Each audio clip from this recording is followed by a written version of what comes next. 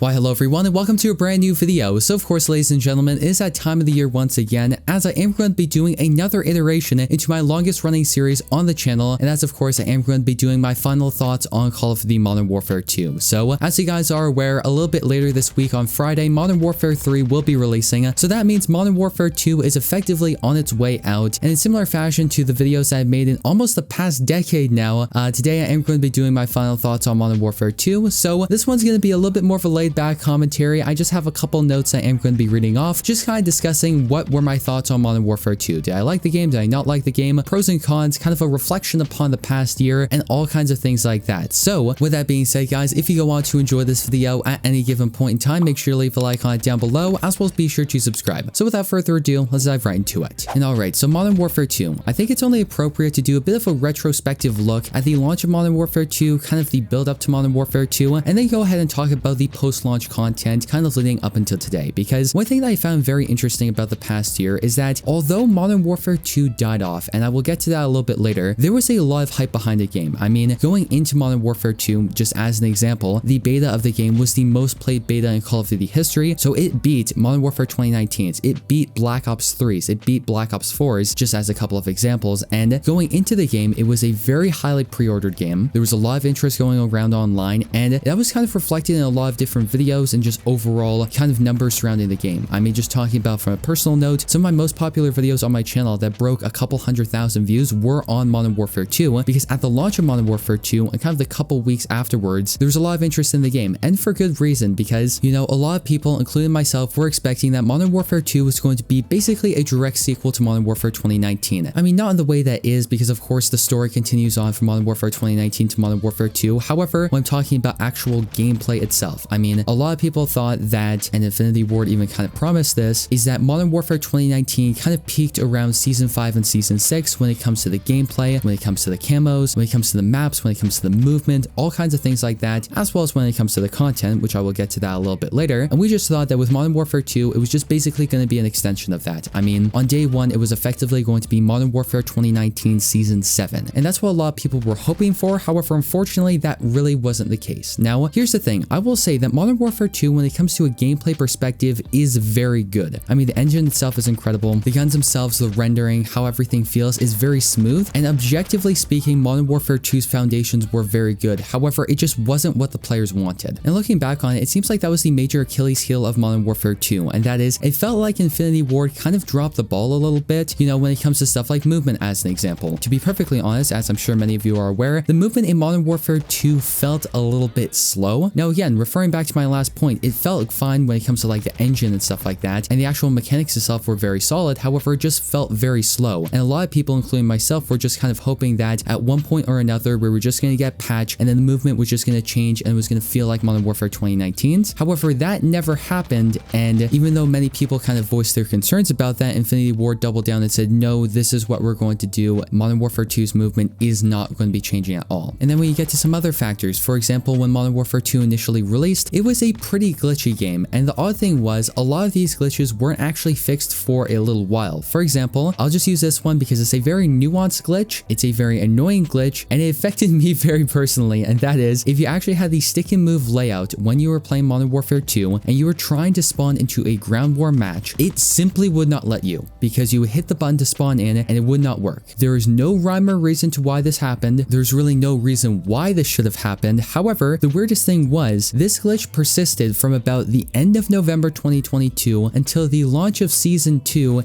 in February. That's how long this glitch persisted for, so for a lot of people, Ground War was basically unplayable. So that's just one example. And then talking a little bit about the content, I will say Infinity Ward did a really good job with the events this year. That was something that I really did appreciate. However, when it comes to new content like maps as an example, they kind of fell short, because let's just use this as an example. For the first couple months till about March of 2023, there were no new original maps being released into the game. Every single new map was a remake from a previous year, which is fine, don't get me wrong. I mean, they were good maps from previous Call of Duty games. However, it was kind of odd that Infinity Ward released basically no new maps for the first 6 months of the game. And, you know, it's kind of little things like that that kind of stopped a lot of people, including myself, from really playing the game as much after the first couple months, which was honestly a real shame. However, now I think I'm done with talking about kind of my complaints with Modern Warfare 2, and before I end off today's video, I want to talk a little little bit about kind of the good things that Modern Warfare 2 did and kind of the good things going into Modern Warfare 3 and also some stuff about the channel itself. So first and foremost, as I mentioned a little bit earlier, I think Modern Warfare 2 is a very good game in the sense that I think it was designed very well. When you talk about how the weapons work, when you talk about the mechanics, when you talk about the engine, when you talk about the different maps and stuff like that, I think Modern Warfare 2 was excellently designed. However, the overall theme is that although it was excellently designed, it wasn't what the players wanted and there was kind of a disconnect there. However, some things I really liked about Modern Warfare 2 were the weapons. Every single weapon in the game felt very solid. They all played very well. I really liked how the gunsmith worked. I mean, Gunsmith 2.0 when it comes to like leveling up different weapons and unlocking different attachments. I also really liked what they did with the camo system. You know, it didn't feel as much like a grind like we saw in previous years. That is something that I think Infinity Ward did an excellent job on. The camos overall were really good. I mean, if you look at something like Orion camo, it was an excellent camo in the game. It wasn't dull, it wasn't bland or anything like that. Now, even though I said that Infinity Ward remastered a lot of maps from previous Call of Duty games, I will say the remasters that they did were very authentic and were very good. You know, for example, Shoot House. Of course, it was originally Modern Warfare 2019. However, when they brought it to Modern Warfare 2, they revamped the map in addition to just bring it into the game. So it felt different. It played just a little bit different. And overall, little things like that is something that I really do appreciate. When it comes to the new events that they did in the game, I think Infinity Ward did an excellent job. You know, one thing that I really appreciated this year, and this is something that we didn't see last year with Vanguard, and that is every single season, it was guaranteed that we were going to be seeing a new event. We were going to be seeing a new camo that you can unlock. And that is something that is really nice. And that's why I'm really looking forward to Modern Warfare 3, because again, Modern Warfare 2, if it were corrected properly, would have been an